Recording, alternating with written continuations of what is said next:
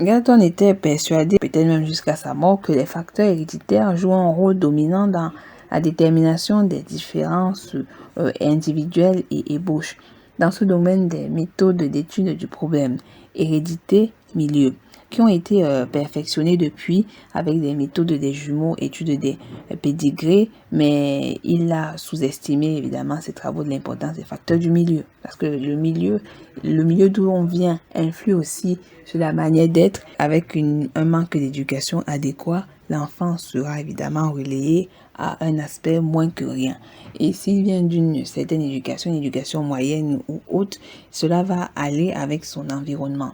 Dans le cadre du mélanoderme, dans les secteurs des quartiers mélanodermes, durant la ségrégation raciale, durant l'apartheid en Afrique du Sud, durant la période coloniale, il était tout fait pour maintenir l'éducation du mélanoderme à un certain niveau, pour faire en sorte qu'il ne puisse pas beaucoup évoluer et donc par conséquent, par rapport à ce milieu, cela pourra créer d'autres enfants pareils, donc des enfants avec une limitation intellectuelle, avec une limitation de la vision des choses, avec évidemment une vision de la vie très précaire, une vision de la vie très très très basse, avec une low quality of the life, et qui vont de façon générationnelle, donc à travers le gène, transmettre cette basse vision de la vie à leurs enfants, à leurs petits-enfants, ainsi de suite. C'est pour ça qu'aujourd'hui, vous avez cette miseducation of the black men and black women. Vous avez ces black children qui ont une vision très basse, qui sont toujours dans les quartiers, qui se voient toujours de façon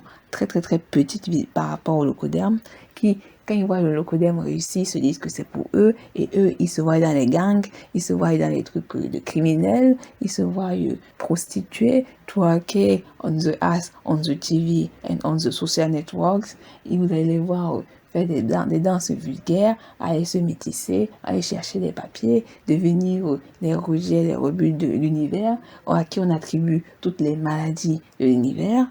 Et donc, c'est un mécanisme, c'est une structure, c'est une morale, c'est une vision pensée, évidemment régulée par une société, un groupe sociétal locodermique qui a fabriqué le noir de cette façon. Moi, je parle vraiment dans la vision mélanodermique, qui a fabriqué ce type de personnes. Donc, ils ont vu que le milieu influe sur la personne. La création d'un milieu, la création d'une vie peut influencer de génération en génération.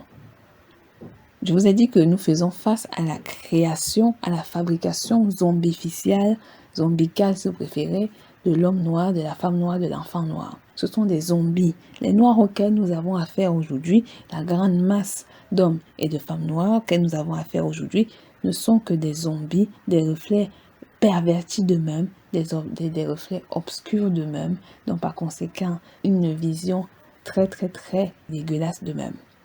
C'est pour ça qu'ils ont toujours cette même vision des choses, cette même mentalité. Vous les reconnaîtrez très très très vite, ce type de noirs-là. Ces noirs fabriqués, ces noirs aliénés, ces scientistes modernisants qui sont soi-disant les citoyens du monde, qui sont les intellectuels, qui pour moi, je ne sais pas s'ils sont intellectuels. Et vous avez évidemment les antinationalistes.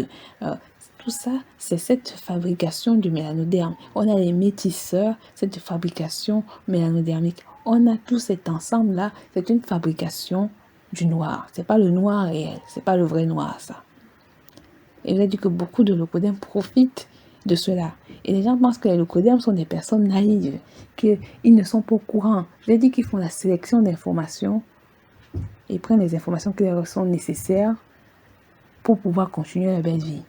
Il a ainsi inspiré évidemment les politiques eugénistes telles que l'hygiène raciale. Pour ceux qui savent pas ce que c'est, l'hygiène raciale, c'est un concept, moi je dis négrophobe, introduit par le médecin Alfred Poets en 1904 dans un article de publication Archives de biologie raciste et sociale. D'emblée, les propositions de ce texte visant à soigner une population plutôt qu'un individu, le plaçant dans le registre des pseudosciences.